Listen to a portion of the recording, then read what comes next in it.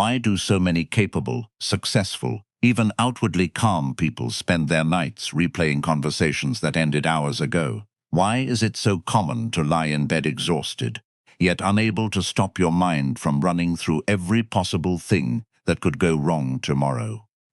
Why do we keep rehearsing arguments that already happened, imagining disasters that never occur, and bracing for danger that isn't actually there? And yet, no matter how many times we tell ourselves to just relax, the loop keeps running. The most common answer is that these people are simply anxious by nature, or that they need to learn to let things go. But this explanation is incomplete, dangerously incomplete.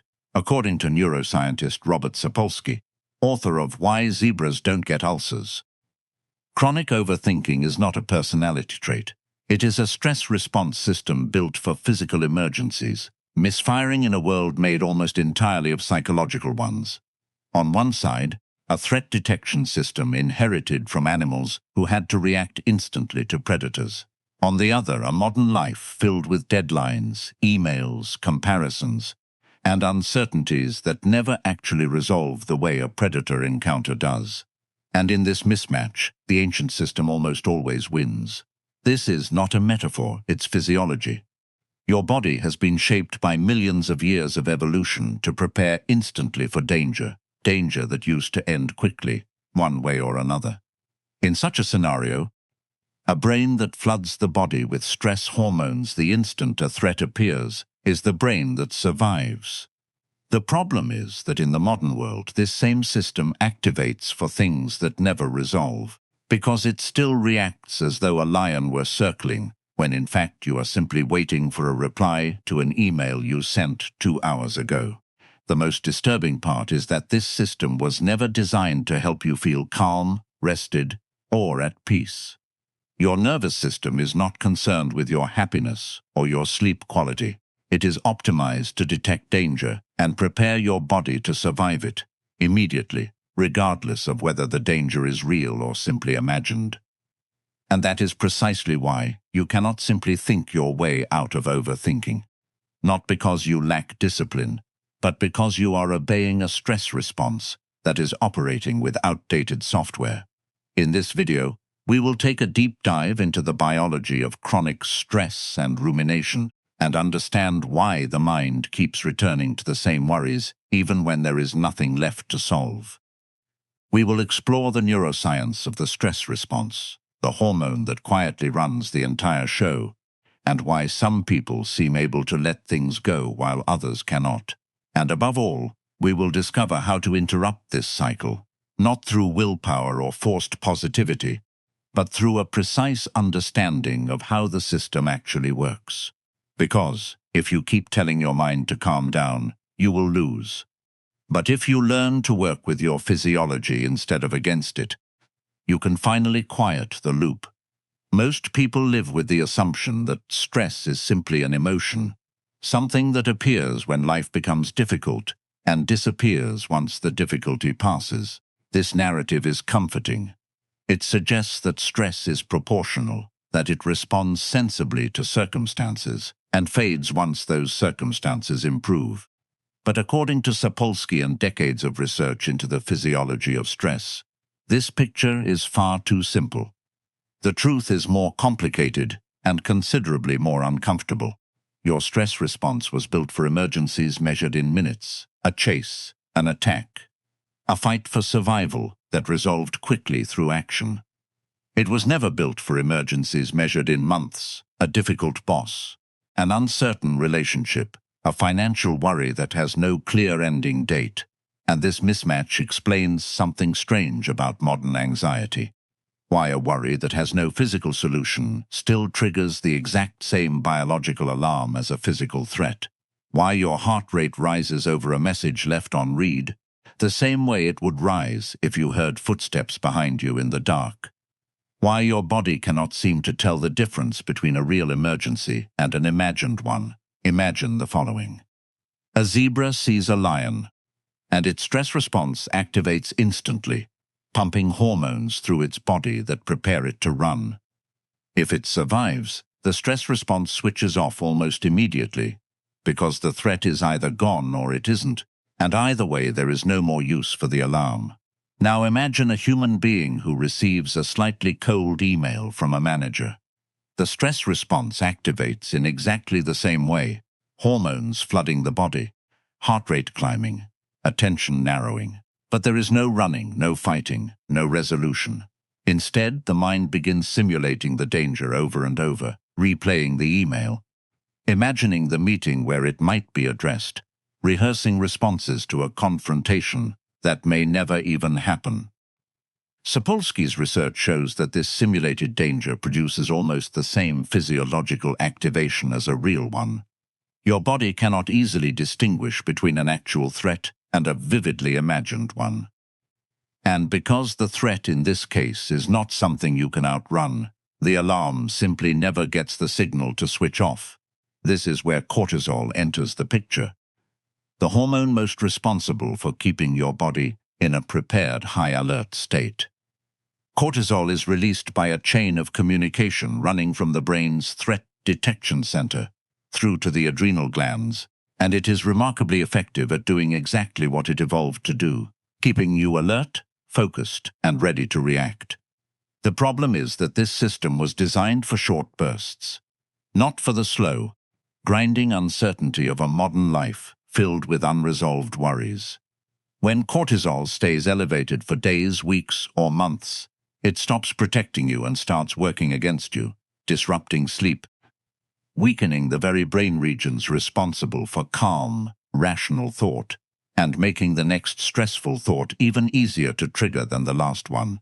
If this is starting to make sense to you, this is exactly the moment to hit subscribe, because understanding your own nervous system is the first real step toward calming it down, and there is a lot more ahead. The internal conflict between the primitive alarm system and the modern rational mind is not rare. It is the basis of the human stress experience. Freud referred to anxiety as a signal from a deeper unconscious process. Today, neuroscience shows that this signal has a physical basis, a chain reaction between brain regions designed for immediate physical danger and a lifestyle almost entirely without any.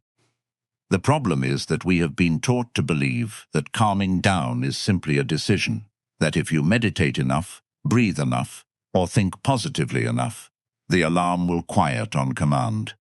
But once you understand that this alarm is triggered automatically, faster than conscious thought, you realize that chronic overthinking is not a character flaw.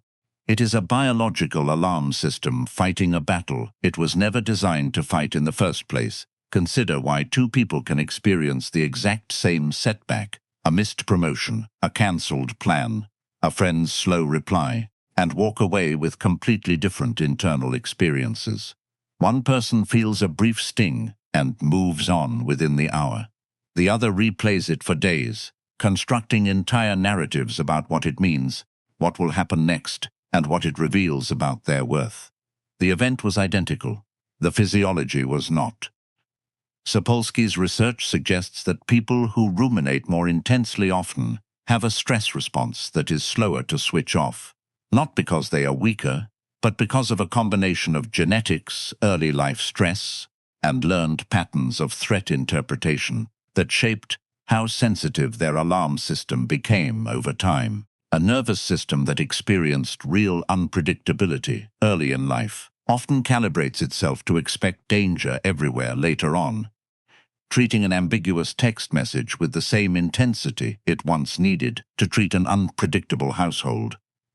This is not destiny, but it does mean some people are working with a more reactive alarm system than others, and understanding that removes a significant amount of unnecessary shame from the equation. But what caused the human stress response to be built this way? Why does the body react so intensely to threats that carry no physical danger at all? The answer lies in evolution, and in the next segment, we will dive into the biology behind why your nervous system cannot tell the difference between a lion and a deadline, and how that confusion shapes every anxious thought you have today. To understand why the mind keeps circling the same worries, we need to face an uncomfortable truth. The nervous system you carry today was built for a world defined by brief, resolvable emergencies. For most of human history, danger was immediate and usually short-lived. Our ancestors were not managing long-term uncertainty about careers, relationships, or reputations. They were avoiding being eaten right now, in this moment. And for that purpose, the body developed a stress response that activates instantly and clears just as fast once the danger has passed. This system, now considered anxiety or overthinking, was once a perfectly functional survival tool. Now consider modern life. You are rarely in physical danger, yet your body still reacts as though every uncertain email, every ambiguous comment from a friend, every unresolved deadline is a lion in the grass. When you try to sit calmly with an unresolved problem, you are asking a stress system built for sprints to somehow tolerate a marathon of uncertainty. But this system, despite being remarkably fast, was never built for patience. Sapolsky emphasizes that the stress response did not evolve to protect your long-term well-being. It evolved to protect you from immediate physical harm, and it treats every modern uncertainty exactly the same way it would treat a genuine predator, regardless of whether running or fighting would actually help.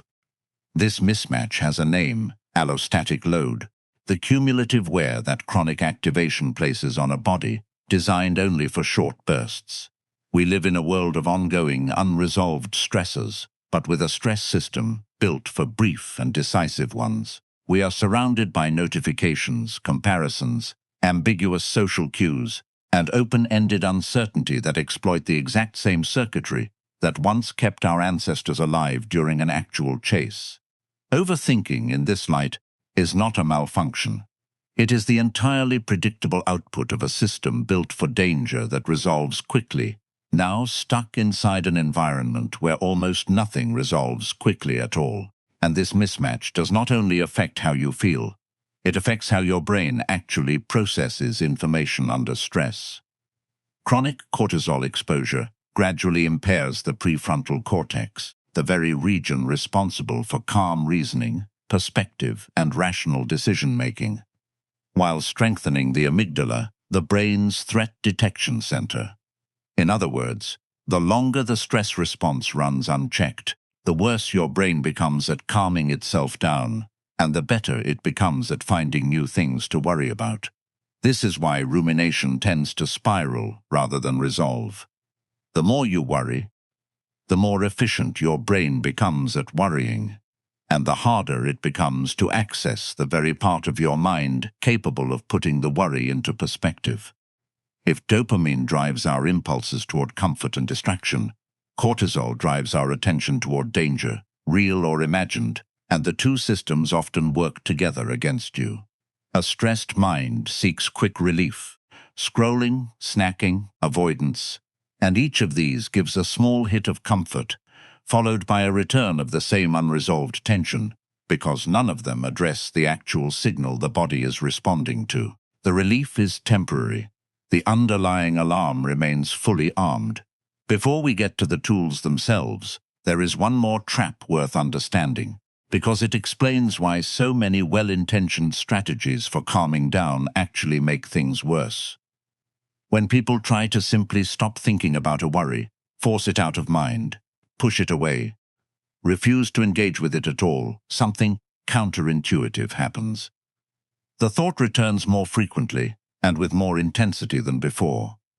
Researchers call this the rebound effect of thought suppression, and it happens because the act of monitoring your mind for a forbidden thought requires you to keep checking whether the thought is present, which paradoxically keeps the thought active and accessible.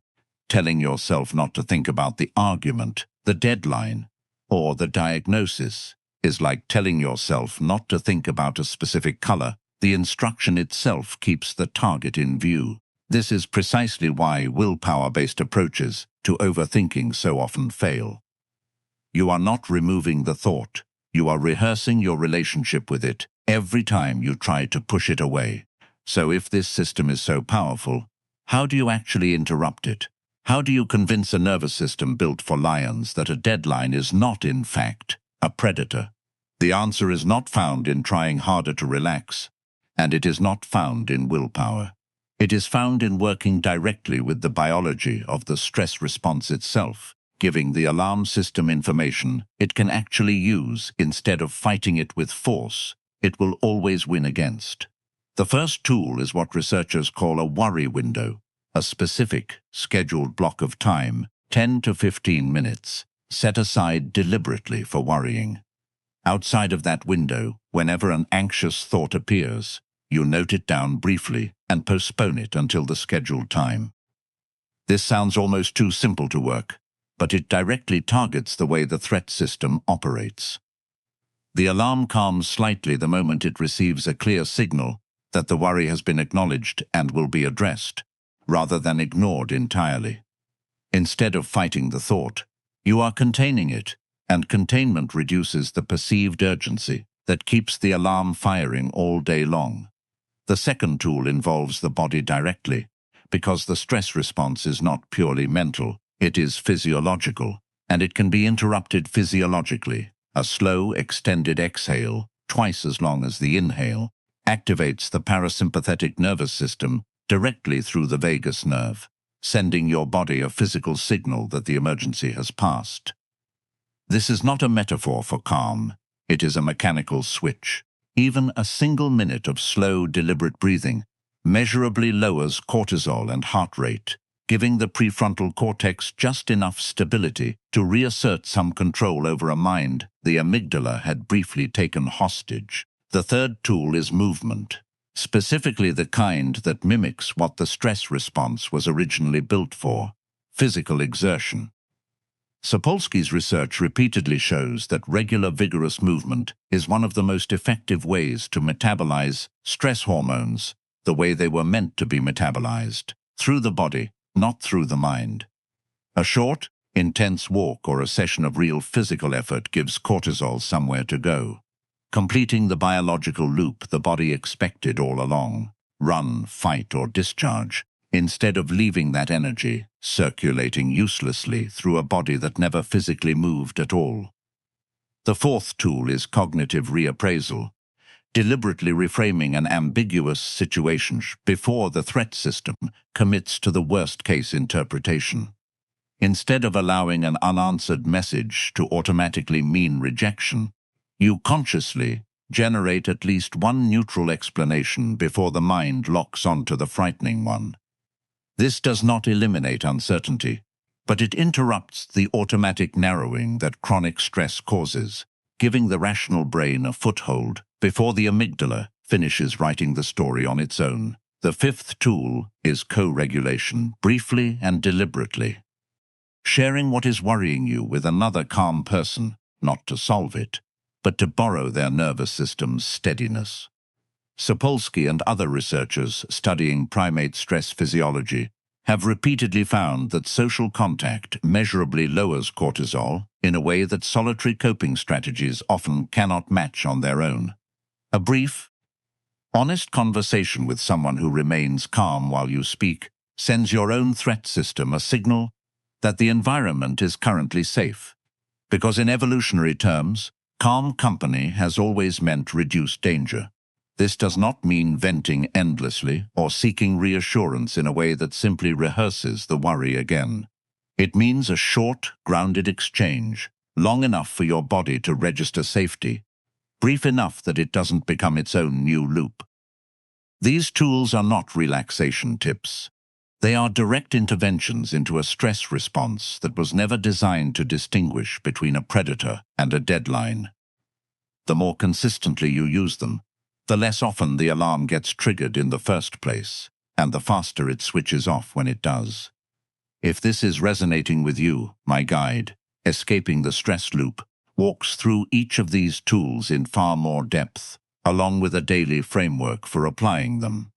It's linked in the pinned comment, but even with these tools in place, there remains one more variable worth understanding: timing. Because your stress response is not equally reactive at every hour of the day.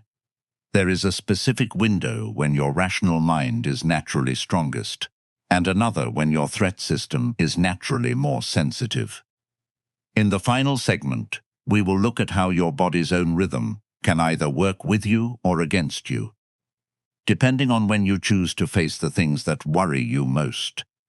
Have you ever noticed that a problem which feels manageable in the morning can suddenly feel catastrophic at 11 at night? Have you noticed how the exact same unresolved situation can seem like a minor inconvenience at 1 hour and an unbearable crisis a few hours later? This is not a coincidence. It's neurobiology. And understanding it might be the missing piece in finally quieting your mind. Cortisol follows a natural daily rhythm, rising sharply within the first hour after waking, a process researchers call the cortisol awakening response, then gradually tapering off as the day continues. This means your stress system is naturally more reactive in the early morning and, for many people, becomes destabilized again late at night, when cortisol should be at its lowest, but sleep deprivation, screens, and unresolved thoughts from the day keep it artificially elevated. This is exactly why lying in bed at night so often becomes the moment overthinking takes over completely. Your prefrontal cortex is fatigued from the day. Cortisol is being pushed upward by stimulation it should not be receiving at that hour. And the amygdala, largely unsupervised, is free to replay every unresolved worry it has been collecting since morning. To work with this rhythm rather than against it, protect a buffer of at least 30 minutes before sleep with no screens, no unresolved conversations, and no planning for tomorrow. Use that time instead for something that signals genuine safety to the nervous system, reading something calming, a warm shower, slow breathing. This is not really about winding down for comfort. It is about giving the threat system a clear physiological signal that the day's danger, real or imagined, has passed and does not require further processing overnight. Deep down, what Sapolsky's research shows us is direct and a little uncomfortable. You will not stop overthinking through sheer determination or by simply deciding to worry less. That is wishful thinking. The real solution lies in recognizing that your nervous system was built to survive brief physical danger, not to process open-ended modern uncertainty, and in designing your days, your evenings, and your responses to match the biology you actually have, rather than the biology you wish you had. Chronic overthinking is not a weakness. It is the entirely predictable behavior of a threat detection system, doing exactly what it evolved to do, in an environment it was never built for. But now you understand the system, and that changes what you can do about it. Now tell me, which of these tools do you think would help you the most? The worry window, the breathing, the movement, or the timing? Comment below. I read all of them. If this video helped you understand what has been happening inside your own mind, the next one goes even further, showing exactly how to build a daily structure around everything we covered here. Click through and keep going. The quiet mind you're looking for is closer than you think.